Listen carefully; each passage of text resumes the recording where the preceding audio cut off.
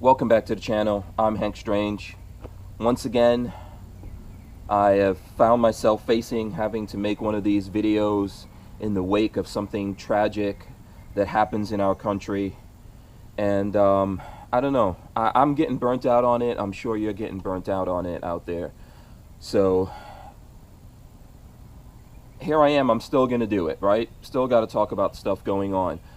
What I decided to do though was write something down first, and I'm gonna read what I wrote, and then, you know, I'll talk about it a little bit more at length. So let me just jump in here. We are at war. The worst kind of war imaginable. A war like we've never seen before. I'm not trying to be dramatic. I'm just trying to really set perspective over our new reality. Our country, our way of life. Our brand of freedom leaves us both at war with the world outside of our borders and at the same time with ourselves. Terrorists target us abroad and here at home because we are unique and the last true bastion of freedom in the world. The good guys are fighting the bad guys are fighting each other, and the good guys are fighting the good guys. Because in 2016, all the lines are blurred still by race, economics, politics, and religion. I don't care about the powerful or the wealthy or the mighty. I care about the people. And the people don't feel safe. Not from the powerful or the mighty, or the wealthy, or even from each other. What has always set America apart from the rest of the world is our passionate belief that our destiny should be in our hands. Never in the hands of some king or emperor abroad, not in the hands even of our own elected professional leaders, in our hands. Our right to choose the course of our destiny and make a path to our future never had to be written on hallowed paper or won by brave patriots. We were born with it. It's engraved in our DNA. You can take it from our cold dead hands. You will never take it from our hearts. Because our hearts are at war. The best war, the war for freedom. And we are determined that that freedom will reign for one and all. Okay, so, you know, excuse my lack of eloquence there. You know, I don't have teleprompters and all that kind of stuff. I just wrote that this morning when I woke up and I saw the news that a lot of you have seen today. And obviously yesterday there were things in the news that disturbed me, made me angry, made me sad that we're still living like this in America. Specifically, I'm talking about, you know, these two men of color who were armed, each for their own reasons, and wound up dead because they were armed, because they were people of color and they didn't have the benefit of the doubt. You know, it's a tough thing for me to deal with, right? I've gone through my own experiences with the police and I've dealt with it in my own ways and shared that with you guys. And, you know, I hear from so many people out there, their stories, everyone I speak to. It's not just a black thing. I hear from white people, from Latinos, I mean people that cross the color spectrum, that cross the race spectrum and the religion spectrum, of having these same dealings. I have friends and people that I love, people who I'm related to that are police officers and people in law enforcement in one way or another. And I think that one of the things that's happening here is that we're not looking at all these things from each other's point of view. So when you're that police officer and you pull someone over and you're walking up to that car, or you ask the person to get out of that car, and this thing starts, you're thinking, is this going to be the day that I die? Right? You're thinking that. You're the police officer. You're thinking that. And you're thinking about your safety and your security. And you're hoping that you're going to make it back home to your family. Well, if you're that guy, if you're that law-abiding citizen, and you're getting pulled over, you're thinking the same thing. You're thinking, wow, what did I do? Why is this happening? Am I going to make it back home to my family? Is this the day that I die? The reason why we think the same thing is because we are the same. We are human beings. And this is the world that we live in. This is our society, our civilization. This is the way that we structured it. We made it this way. We are all responsible for this, no matter what side that we're on. And ultimately, I think we all want to survive this. Not just for ourselves or our own selfish reasons. We have family and friends, people who care about us, people who love us, that want us to come back home every day. And it's upsetting for us as human beings to see another human being that looks like us, and this human being winds up dead because of these kinds of situations that are happening. You know, I honestly think that we all need to be trained on this somehow. We all need to think about this and focus in on it and think, why is this happening? Obviously, the police officers feel their life are in danger and they want to protect themselves. We feel our life is in danger. We want to protect ourselves. When the adrenaline gets pumping, you know, who knows what's going to happen. You can still train. You can still think about this. You can practice for it. But you don't know what's going to happen in that moment. And that's what makes this such a difficult thing for us to deal with when we see these things in the news, right? Where an innocent guy, a guy who was legally protecting himself, well, even if he wasn't legally protecting himself, a guy who felt he had to protect himself, somehow comes across law enforcement, and we have a perfect storm, and someone winds up dead, and usually it's the citizen that officer was sworn to serve and protect.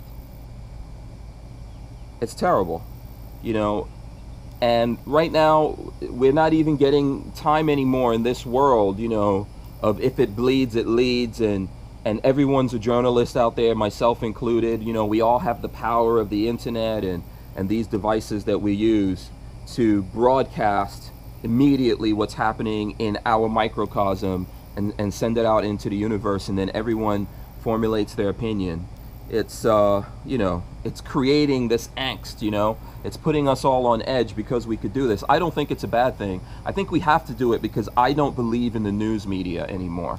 I stopped believing in them a long time ago. We can't trust them. We can't believe in them. They have their own agenda. So that it's tough to deal with what we were dealing with yesterday. And then this morning we wake up to find out that someone, you know, we're not getting any details at this point, or we're not getting very many details. We don't know who it is. We don't know the race, the religion. We don't know if it was a terrorist or just an angry person. We don't know what happened, but someone decided yesterday in Dallas to go after police officers as a group.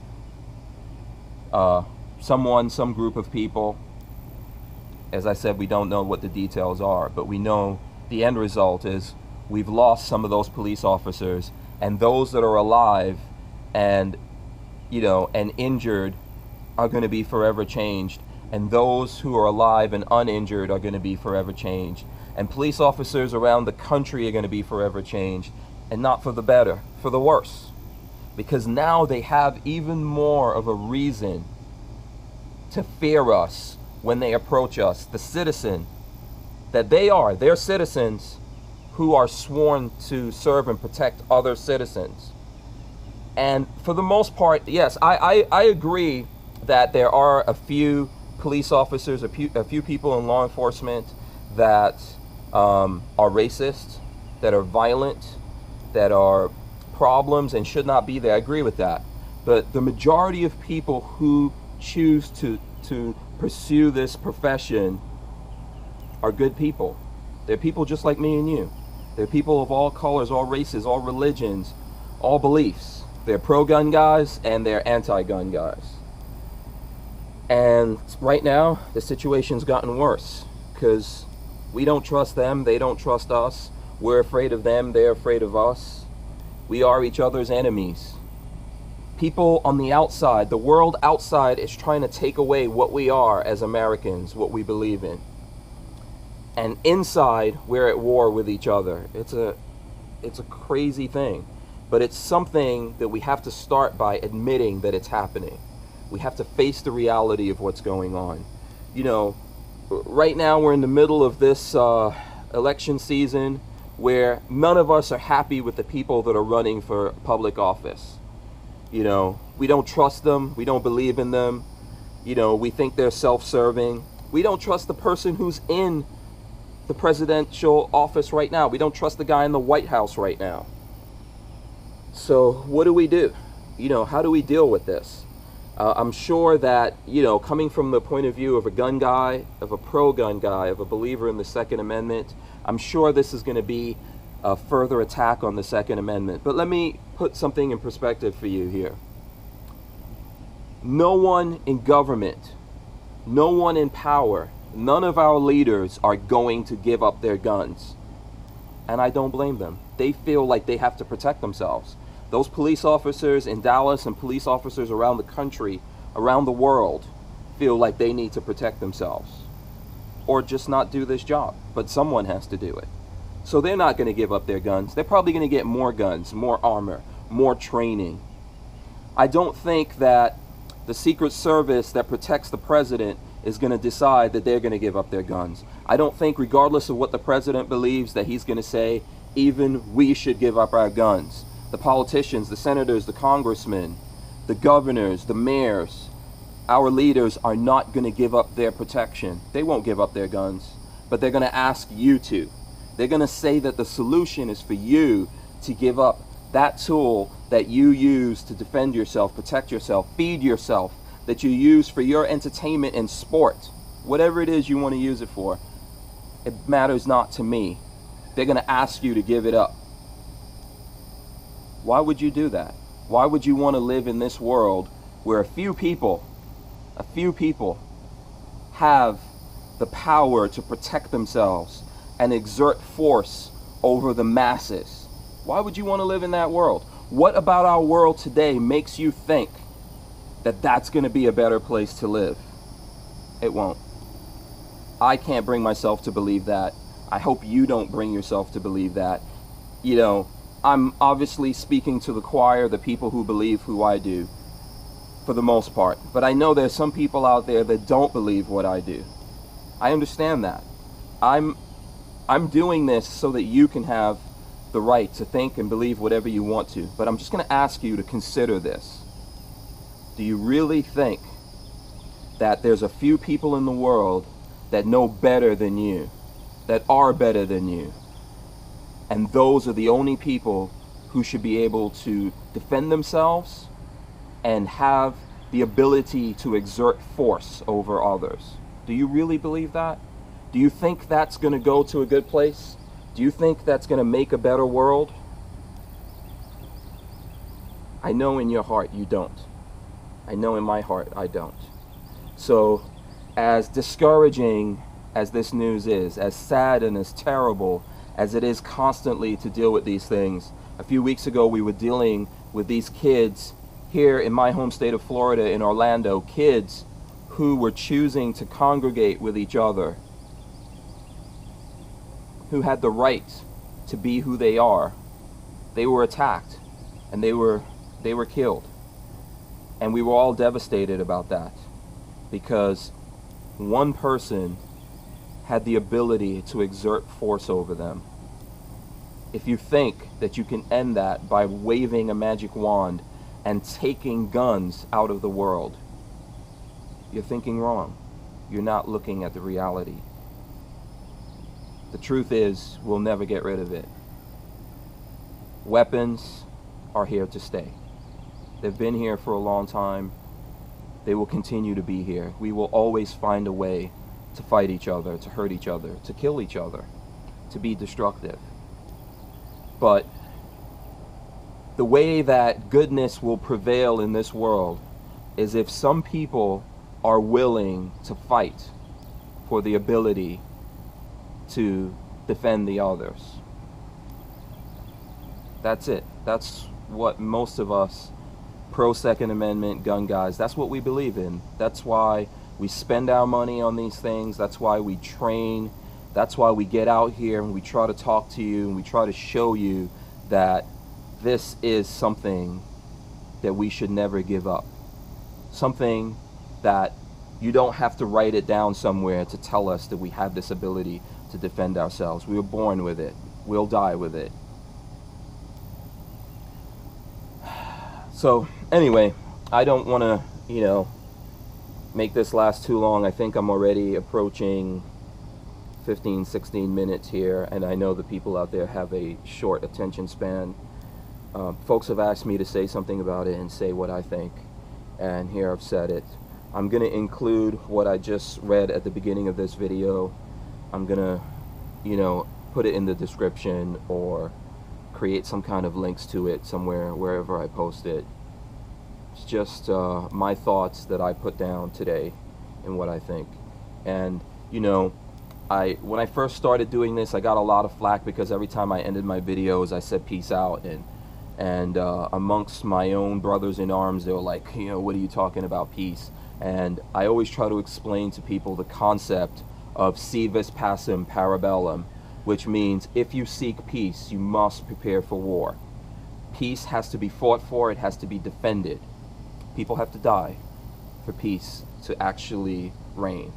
And that is truly what I seek in the world. I want this to be a peaceful, happy world.